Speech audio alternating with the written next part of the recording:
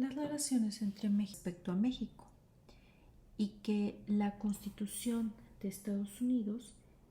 va a ser de las constituciones, o bueno, va a ser la constitución que se va dando esto, o bueno, con posterioridad a esto también se va a dar la revolución industrial que hace Inglaterra una potencia. Y bueno, para este momento, desde luego, todo esto también va a estar muy influenciado. Y bueno, de ahí también por esta época se da un descubrimiento en México de vastas reservas de petróleo que facilita los esfuerzos del país para convertirse en un líder del tercer mundo, Estados Unidos. Los años 70, los primeros años de los 70 fueron un relajamiento de las tensiones Estados Unidos-Unión Soviética que tuvo México. La preocupación por temas que afloraban al país afloró o que afectaban al país aflora en 1970 bilateral. Hacia los años 80, la crisis de la deuda de 1982 y el derrumbe de la Unión Soviética, que puso fin a la Guerra Fría, los intereses de México y Estados Unidos empiezan a coincidir cada vez más después del derrumbe de la Unión Soviética en 1989. La firma del Tratado de Libre Comercio en 1993 fue considerada un símbolo conveniente de la nueva relación benéfica entre países. La devaluación del peso en diciembre de 1994 desplazó el centro de la relación bilateral, alejándolo de los beneficios del TLC y dirigiendo los costos de ese acuerdo.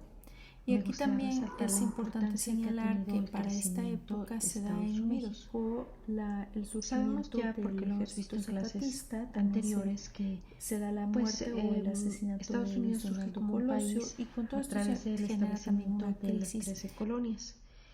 Y bueno, una vez que estas pues se desarrollan y empiezan a tomar cierta posición inclusive a nivel mundial, uno de los acontecimientos más importantes va siendo la independencia de Estados Unidos. Y como un hecho muy relevante es que su constitución es la primera que reconoce el principio de igualdad ante la ley. A la par en que Estados Unidos está adquiriendo su independencia, bueno, prácticamente a la par, y conforme todo esto va pasando, hay un hecho muy importante que, bueno, no solamente marca la historia de Estados Unidos, sino de el mundo en general, que va a ser la Revolución Francesa. Esta va a repercutir también de manera muy importante en el continente americano. Otro hecho que también se da con suma importancia es la Revolución Industrial, que vuelve a Inglaterra una potencia, de a tal grado que a comienzos del siglo XX, uno de cada 4 habitantes del mundo era súbdito de Inglaterra. El escenario geopolítico se ve marcado por el cambio de poderes. España empieza a decaer e Inglaterra empieza a crecer. Todo esto va a ir marcando de forma significativa la relación de Estados Unidos sobre Latinoamérica. Y digo sobre porque al final de cuentas Estados Unidos tenía una posición de poder respecto a Latinoamérica. En los años 70 se va a formar lo que se llama el bloque de votos del tercer mundo en los Estados Unidos, con esfuerzos del presidente Luis Echeverría Álvarez por dirigirlo. Acá ya no he hablado de todo lo que fue esta guerra de Estados Unidos con México como antecedentes históricos, desde luego muy importantes, y bueno, de toda la pérdida del territorio que tuvo México hacia Estados Unidos, que son temas demasiado relevantes porque pues ahí es el surgimiento prácticamente como el punto de partida, yo pensaría, de cómo a la postre se va a dar esta relación siempre de poder y que conservamos hasta la fecha de Estados Unidos sobre México. Y bueno, cuando hablo de esta relación de poder,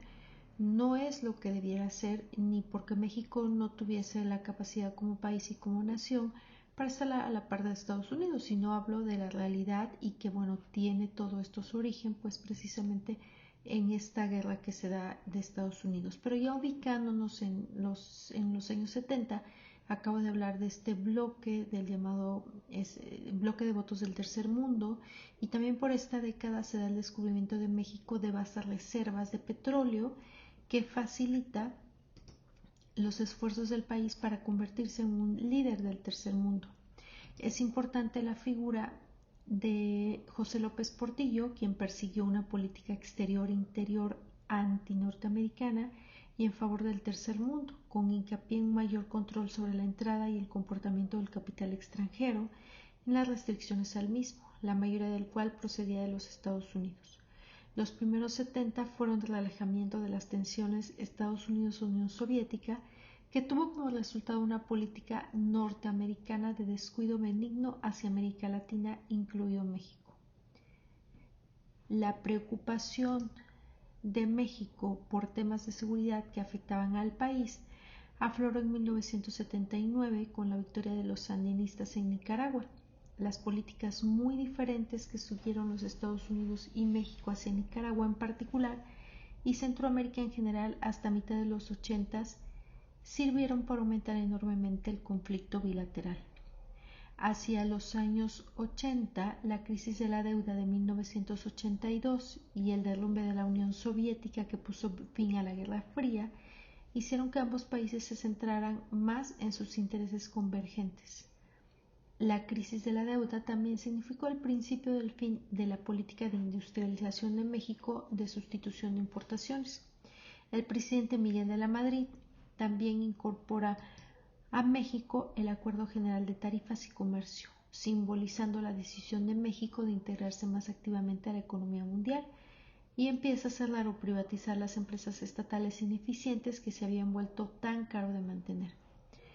La administración de George Bush se caracteriza por un número inusualmente alto de funcionarios clave, incluido el propio presidente, que habían vivido y trabajado en Texas, en la frontera mexicana, lo cual les dio la oportunidad de entender mejor la importancia de México para los Estados Unidos. Cuando llega el presidente Salinas al poder, busca un acuerdo de libre comercio con Washington y coincide con una conclusión similar del presidente Bush respecto a México. Los intereses de México y Estados Unidos empezaron a coincidir cada vez más después del derrumbe de la Unión Soviética en 1989. La firma del Tratado de Libre Comercio TLC en 1993 fue considerado un símbolo conveniente de la nueva relación mutuamente benéfica entre los dos países.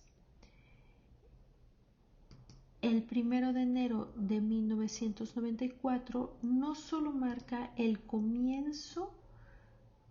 del primer año del Tratado de Libre Comercio, sino también se vuelve un año de crisis política y económica en México con el surgimiento del Ejército Zapatista de Liberación Nacional y del asesinato de Luis Donaldo Colosio. También se da la devaluación del peso en 1994, que desplaza el centro de la relación bilateral, alejándolo de los beneficios del TLC y dirigiéndolo a los costos de este acuerdo. A fines de enero de 1995, el presidente Clinton toma la decisión de poner fondos para crear un paquete que permitiría a México estabilizar su moneda. Para estas décadas van poniéndose sobre la mesa temas de mucha trascendencia como son la inmigración, el narcotráfico y la seguridad. Respecto a la inmigración se da la propuesta 187, donde se refrenda un bloqueo del acceso a inmigrantes ilegales y la educación política, la seguridad social y los servicios de salud que no fueran de emergencia por el alto costo que implicaban. En cuanto al narcotráfico, a México se le empieza a considerar un punto de transbordo a través del cual se introducen drogas a los Estados Unidos, pero también en México se establecen redes de distribución propias que controlan los territorios independientes de cárteles colombianos. La contribución de México al problema de la droga pronto se convierte en un tema de campaña cuando el presidente Clinton buscaba también continuar en el poder. La capacidad de México, para enfrentar todos estos problemas, pues se va acentuando, se va también haciendo visible con el transcurso de los años, y llegamos a la actualidad, donde los problemas más importantes que puede enfrentar México en su relación con Estados Unidos son precisamente el narcotráfico, lo cual no quiere decir que México deba asumir toda la responsabilidad como normalmente se le atribuye, pero lo cierto es que sí es un problema que se encuentra latente. La inmigración, desde luego, porque no solamente los migrantes que pasan de México hacia Estados Unidos, sino también todos los que vienen de otros países y que ocupan a México como un punto intermedio. Y desde luego la seguridad o la inseguridad que se vive. Ante este panorama, los retos que enfrenta México como país en relación a Estados Unidos, pues en primer lugar es consolidar esta relación económica, esta relación también política, que se pueda llegar a puntos de acuerdo, y que hasta ahora, pues lejos de volverse o de ser países que no pudieran tener puntos de coincidencia, cada vez lo van teniendo más, porque hay la frontera que se comparte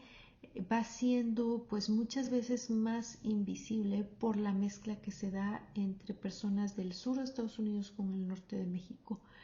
Me parece que nuestro panorama es incierto, porque nuestro país enfrenta también sus propios problemas al interior, sus propios conflictos, pero creo que el ambiente internacional que se vislumbra es favorable para que México pueda seguir teniendo buenas relaciones con Estados Unidos. A pesar de las diferencias, considero que estas pues han podido entablarse por lo menos relaciones de cordialidad, y creo que pues eso es benéfico para nuestro país. Política y económica en México. Posteriormente, pues sin que podamos ahorita pues hacer un repaso exhaustivo. Para esto podemos mencionar que va habiendo temas muy importantes que México tiene que afrontar en su relación con esta bibliografía, que principalmente está basada en las lecturas sugeridas en esta materia, y también en los videos, y que bueno, todas las imágenes que aquí